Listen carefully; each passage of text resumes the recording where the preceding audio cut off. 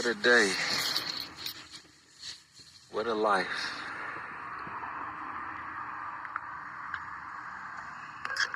And in a world like this,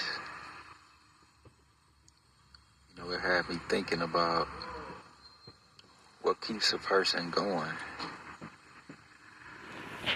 what keeps a person fighting. And I can think of the biggest thing that keep me going. There's two things.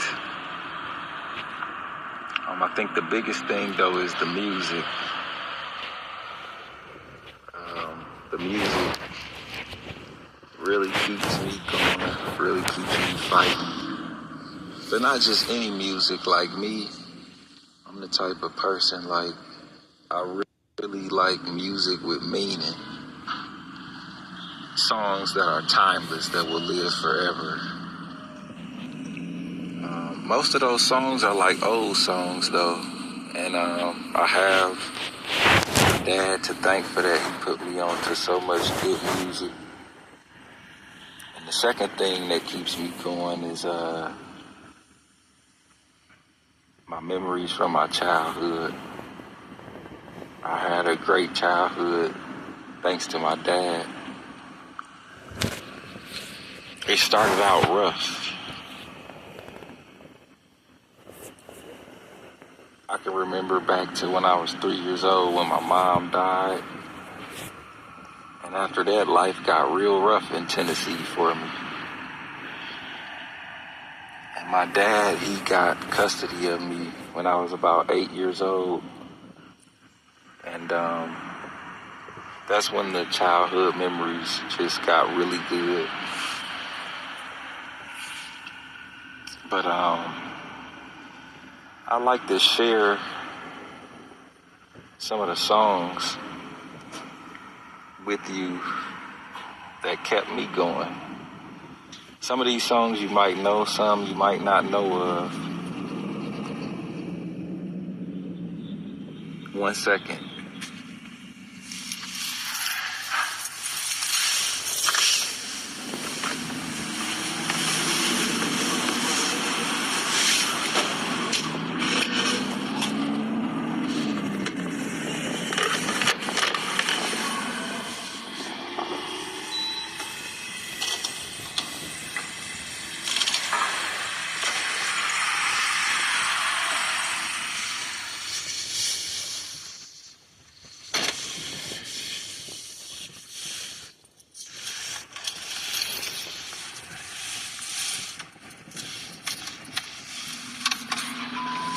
I'm back.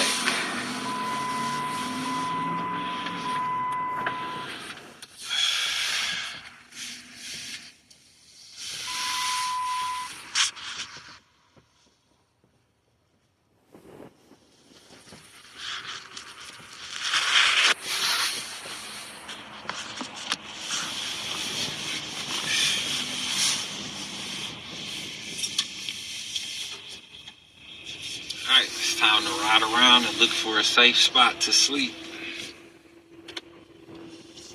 Keyword, safe.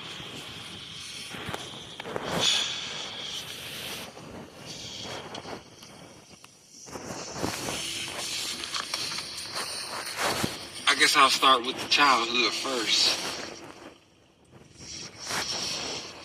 So let's talk about my life for a while.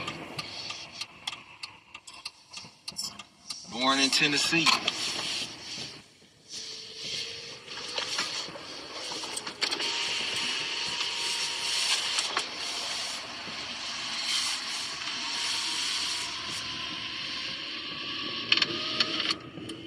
Born in Tennessee.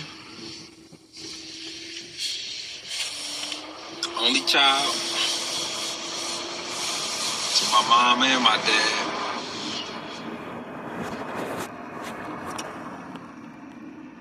Like I say, I'll start from where I remember. But I can remember when I was 3 years old and my mom was melting away from lymph node cancer. And I didn't really understand what was going on, but I did know she was dying. And during this time, she got to a point where she was like bedridden at the house. And there would be like a nurse that would come and give her like morphine at the house. Like she wasn't at the hospital. She'd be in her room. And I remember going in there. This was actually the day she died. But I remember going in there talking to her. She was real weak. And at 3 years old, I told her, I wish I was dying, Mom, instead of you. And the look on her face is forever planted in my memory. I remember she opened her eyes and looked at me like, I can't believe you said that. And now that I'm grown, I kind of put myself in her shoes and just think like, what would I think if my 3-year-old child said this to me while I was dying, knowing that I wouldn't be there to see them grow up, knowing that I wouldn't be there to help them. But moms are so special. Like, I think of my high school years, and even in my adult years, a lot of dudes that I know, when they would fall off, they could always go home to mom. If they were broke or ended up homeless, there was always a place to sleep at mom's house, and that's something I never had. And I remember I did have a best friend, and when his mom died, he was in his 20s when his mom died, and he took it real hard. And his dad told him, now you know how your friend, which is me, felt all his life. And that was deep. But going back to the story, I wish I was dying, Mom, instead of you. And later that day, I was instructed by like my aunties to go outside and play. And I remember playing with the other kids on the block, eating ice cream. And then all of a sudden, the fire truck pulled up. And then the ambulance pulled up. There was a stir, there was a commotion. And then I remember them bringing my mom out on the stretcher, putting her in the ambulance. And my auntie picked me up and was just holding me. And she just kept saying, she gone now, she gone now, she gone. I remember the funeral. I remember looking at her. My mom had 2 funerals. I remember looking at her in the casket. And that was the last time I saw her. And then after that, I just remember life getting real rough for me. After that, my grandma took over. My grandma was a sweet woman, but she had a lot on her plate. She had like 10 kids, like 5 boys, 5 girls. The girls seemed to do well in life, but I just remember like the boys, which were my uncles, they were like all either drunks or crackheads, or a little bit of both. And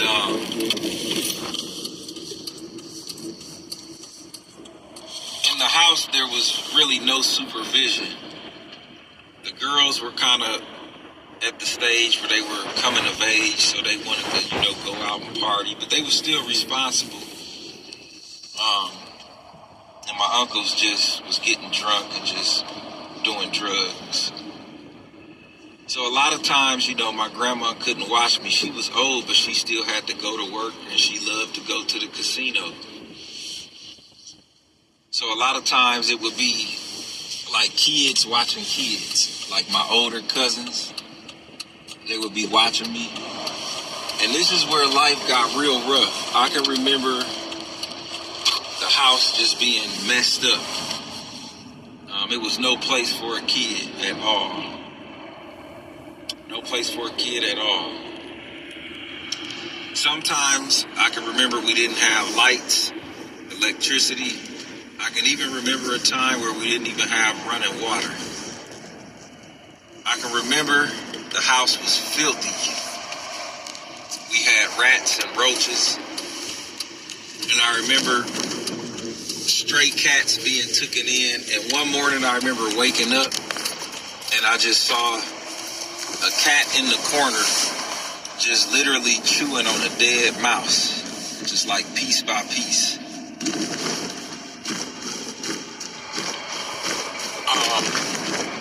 And my cousins, the ones that usually would watch me, was like my older female cousins. And they weren't that much older. They probably,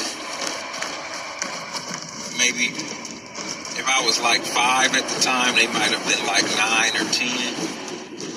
So the way it would go was the oldest was always in charge.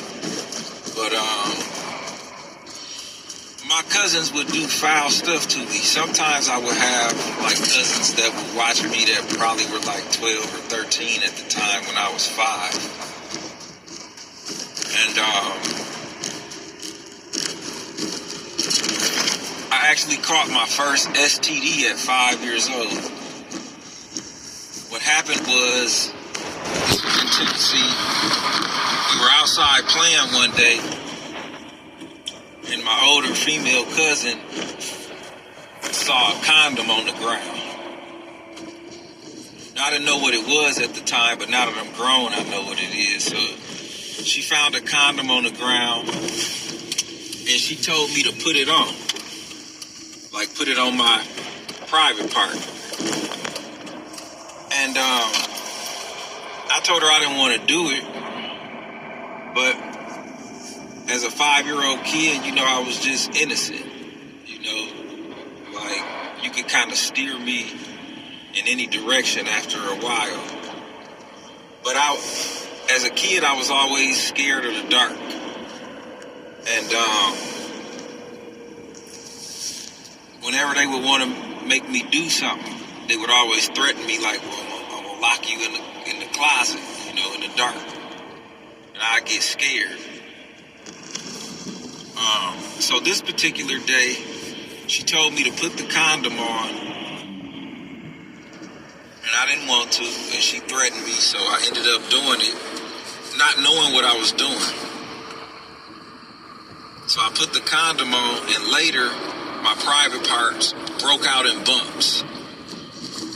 And I remember, for the most part, most of my aunties were cool, but there was this one that was just, she treated me real bad after my mom died for some reason. And she would whoop me like a slave with whatever she could find, a switch, a belt, extension cord. I remember there'd be times where she whooped me, and I would go to school, elementary school, and have like marks on me, and all the kids would be like, making fun of me, laughing. But I broke out in bumps. I don't know what I had exactly, but I remember like my cool aunties asking me, what happened to you? What happened to you? And my cousin that made me put it on, she would threaten me and tell me, you better not tell them, you better not say nothing. So I never told on her. So my aunties never really knew how I caught an STD at 5 years old. But that's how I caught it. My cousin made me put the condom on. And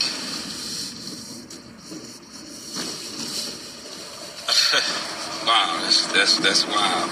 Let me pause for a second. And I can remember like my auntie having to rub cream on my private parts, like that the doctor gave, rub cream on it to get the bumps off. And then I can remember I had another cousin that was older, and she would have to babysit me sometimes. And she knew I was afraid of the dark, and what she would do is take me in the bathroom with her and make me, like do sexual things to her. And I can remember the first time she made me do it, I was about 5 or 6. I fought it off, didn't want to do it, and she would say, well, I'm gonna lock you in the room in the dark. Now, this particular time, I stood on it for some reason. I was like, I'm not doing it. So she locked me in the room in the dark. And I say after about 5 minutes, I gave in, like, okay, I'll do it. And, she made me do, like, sexual things to her. At about 5 or 6 years old, one of them. And, I'm just like, wow, that's ill. So that was, real messed up. And I can remember my auntie that I guess I would label that was mean to me. She would always give me whoopings. So one time, my cousin that made me put the condom on, she told me to tell one of my uncles to suck my you-know-what. And I was like, I'm not telling them that. And she was like, well, if you don't do it, we're going to lock you in the dark or whatever. So I remember I went to Uncle Jake and was like, hey, suck my you-know-what. So then later, my auntie that would always beat the heck out of me, she was doing her daughter's hair. And her daughter, kept kicking me and putting her feet on me. And I was like, stop, stop kicking me. So my auntie told her daughter, stop kicking him, otherwise I'm going to give you a whooping. And then my cousin blurted out, nope, if you going to whoop her, whoop him too, because he told Uncle Jake to suck his you-know-what. And I looked at my cousin like, wait, you the one that told me to tell him that. But I didn't say that, I just gave her that type of look. So my auntie looked at me, and she was like, you told Uncle Jake to do that? And before I could get a word out, she slapped me across the room and grabbed a belt and went to town on me. And I remember I just cried that night, just cried forever. And even though I was a kid and didn't understand life, I just knew that was not right. So that was my life. My mom died when I was 3. That was the life I was living from 3 to 7.5. Now, at 7.5, my dad was living in another state, the state I'm in now. He came and got custody of me, and he took me to his house,